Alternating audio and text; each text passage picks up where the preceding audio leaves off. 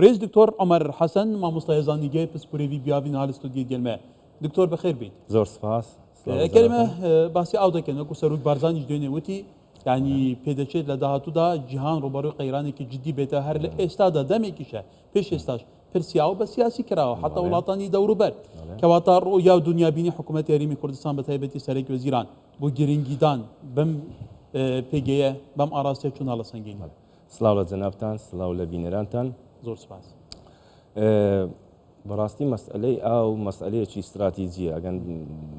سەیری حکوومەتی هەرێمی کوردستان بکەین لە چ ڕوانگەیەکەوە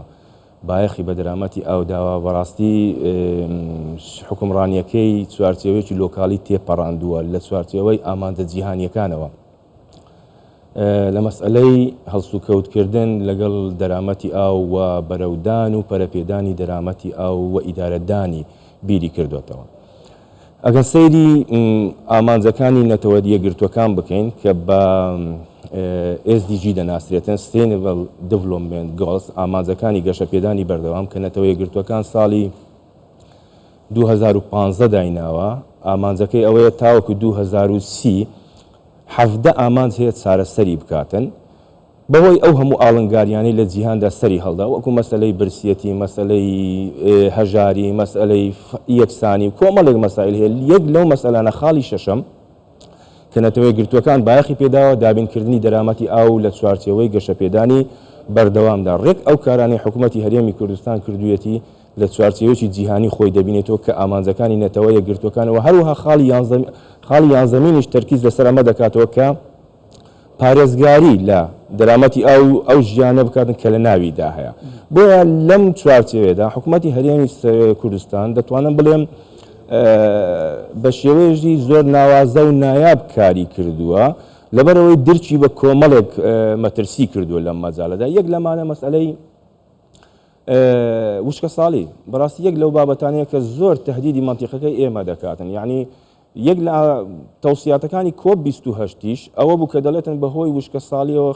زەویێکی زۆری کشتتوکالی لە جیهاندا لە ناو دەچێتن بالئەخەز لە مەنتیقەی ئێمەدا مەنتیقەی ڕۆژهەڵاتی ناوەڕاست لە ئەنجامدا خەڵکێکی زۆر بێکار دەبێتن بۆیە هەرێمی کوردستانش بەڕاستی ئەو مەترسی توش بوو ڕوبەڕووی بۆ ساڵی 1999 2001 هەروەها ساڵانی 2019 2021 ڕوبەڕووی ئەو مەترسیانەوە بۆیە حکوومەتی هەرێم لەو کاتدا ناچار بوو پارێکی زۆر تەخسیس کاتن بۆ بەرەنگاربوونەوەی وشکە ساڵی کە لەو کاتیشدا بەڕاستی هەموو پارەکە لە هەموو شوێنەکان وەکو پێویست سەرف نەکرا بۆ بەرەنگاربوونەوە هەر چەندیشە ئەم جۆرە کێشە ئاو هەوایانە ناکرێتن بڵێن بە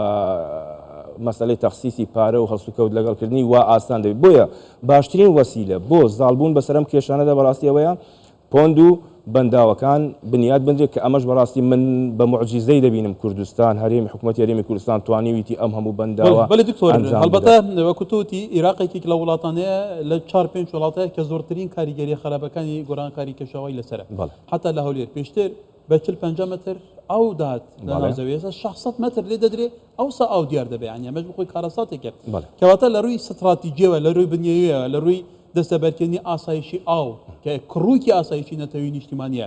هەوڵەکانی حکوومەتی هەرێمی کوردستان تا چەند دڵخۆشکرد من هەردەمیز ئاماژە بەوە بکەم کە خاڵی دووەمیان ئەوە بوو ئامانجی حکوومەتی هەرێمی کوردستان دابینکردنی ئاسایشی ئاو بوو ئاسایشی ئاو یعنی چی یعنی دابینکردنی ئاوی پێویست بۆ سەرجەم سێکتەرەکان لەوانە کشتتوکاڵ هەروەها سێکتەری بەکارهێنانی ناوماڵ و هەروەها سێکتەری پیشەسازی و بازرگانیش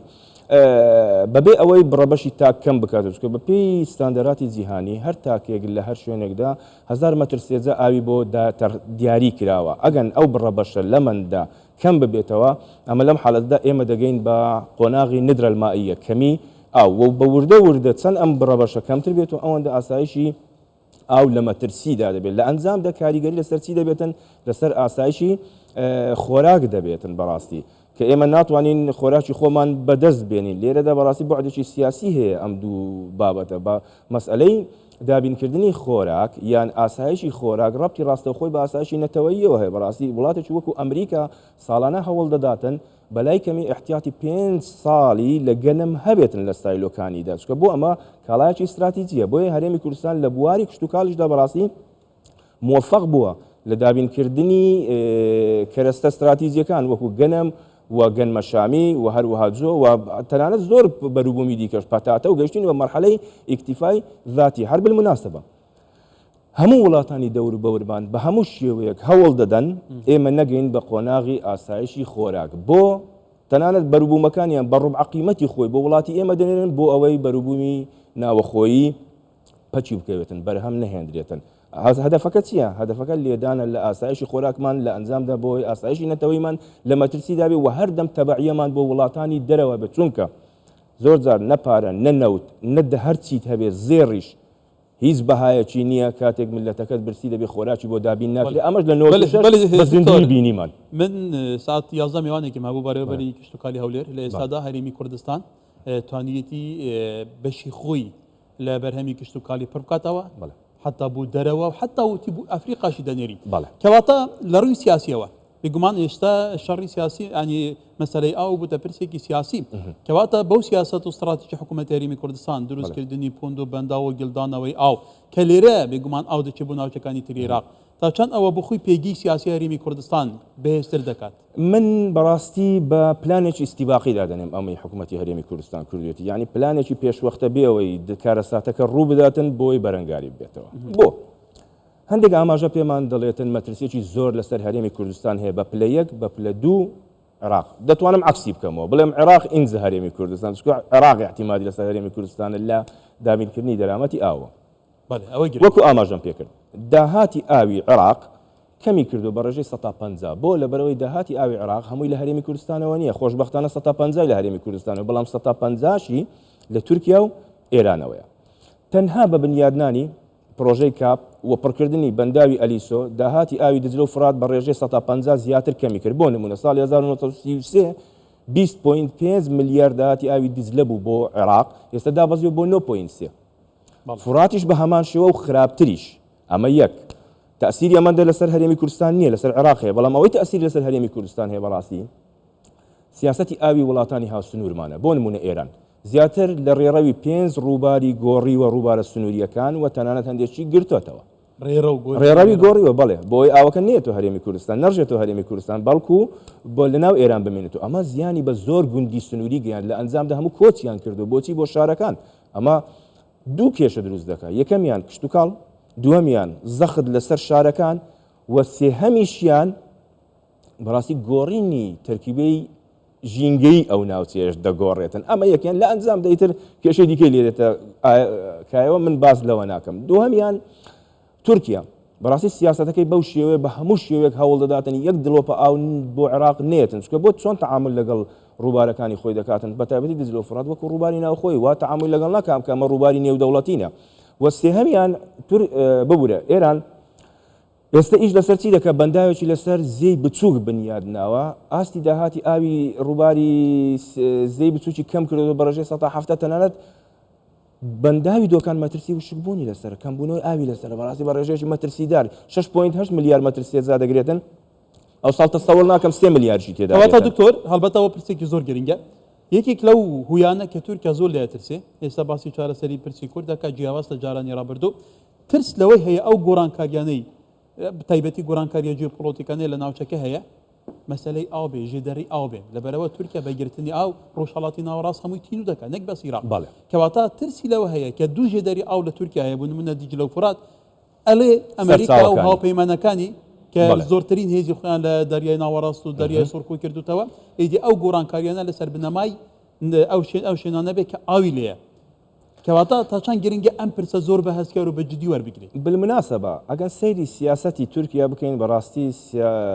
لە خیتابەکانی تورکیادا لە سەرەتای بنیادنانی پرۆژەی گاب کە 21 بەندا و چەند پرۆژه 88 پرۆژەی ئاودێریە ئەو کادەگەن غەڵەت نەبم تورک ئۆزال سەرۆکی ئەنجومەنی وەزیرانی تورکیا بوو لە خیتابەکەیدا بە ئاشکرا پێمان دەڵێتن من ئاو وەکو وەرەقەیەکی زەخت لەسەر هەموو مانتیقە بەکاردێنم چی گوتی چۆن عەرەب ئازادن لە هەڵسوکەوتکردن و مامەڵەکردن لەگەڵ نەوتی خۆیان بەم شێوەیە ئێمە ئازادین لە هەڵسوکەوتکردن و مامەڵە لەگەڵ ئاوی خۆمان وە بەرمیلێک ئاومان مقابلی بەرمیلێک نەوتە ئەمە خۆی چی دەگەێنێتن خیتابەکە وازەحە بەڕاستی لەم سەردەمەوە گرینگەدان و ئاماژە بڵێن بایەخدانیان بە درامەتی ئاو یان گلدانەوە ئاو ویستوتیان وەکو وەرەقەی زەخت بەکاری بێن لەسەر دانیشتوانی ناوچەکەەوە نمونی زندوشمان هەیە لەو بارەوە بۆ نمونە ساڵی 1999 بم ئەگەن هەڵە نەبم کاتێک بڵێن ڕێبەری پەکەکە لە سووریا بوو تورکیا یەک لەو کارتانەی بەکاری هێنا دژی سووریا کە گوتی ئاوت لێ دەگرمەوە سووریای ناچار کرد کە ئۆجەلان دەربکە لە سەر 1999 بڵێ دەری کرد لە کینیا تورکیا بە ئاسانی گرتی واتە چی بەکارێنا وەکو وەرەقەی زەخت و ئاوی بەکارێن ئێستش زۆر شتی دیکە هەیە لەوانەیە لە بەرچاو نەبێتن بەڵام لە دنیای سیاست ئەهوارەکانی عێراق هەمووی وشک بوون ئەهوارەکانی عێراق بەڕاستی کارەسات ئەهوارەکانی زمانی توراسی یونسکۆیە ئەهوارەکانی عێراق جگە لەوە فلتەرێکی سروشتیە و ئیکۆسیستەمێکی ناوازەیە لە جیاندا بەڵێ وشک بووە و لە نەتیجەی ئەو وشک بوونەوە چەندین خەڵک بێکار بووە چەندین خەڵک بۆ نمونە کۆچی کردووە هیجرەی جەماعی ئەمە بەڕاستی تەسیری هەیە لە مەسەلەی هیجرەی جەماعیەوە ئێمە کوردستان لە مەترسیەک داینە شاراوەیەوە مەترسیە لە نەتیجەی بەڵێ لە نەتیجەی ئەم گۆڕانکاری ئاو هەواییانە و کەمی ئاو وشکبوونی ئەهوارەکان هیجرەیەک دەست پێ دەکاتن لە داهاتوودا لە چەند ساڵی داهاتوودا لە چەند دەیەکی داهاتوودا هەمووی بەرەو کوردستان دەبێتن بۆچی دەشگەڕێ خەڵک بە دوای دەرامەتدا دەگەر بۆی بژیتن کوردستان بەڕاستی هەم لەلایەنی ئابووریەوە دەکەوێتە مەترسیەوە هەم لەلایەنی ئیتنۆگرافیەوە سپاس بۆ سەرنجەکان دیتر ئەو بابەتە بەو شێوەیە گرنگە بە هیوام بینەرەکان سوودیان لێ بینێ لە بەرەو بابەتێکی تایبەت و هەستیارە بەڕێز دکتۆر عۆمەر حەسەن مامۆستای زانینگەیە گەلێ سپاس سپاس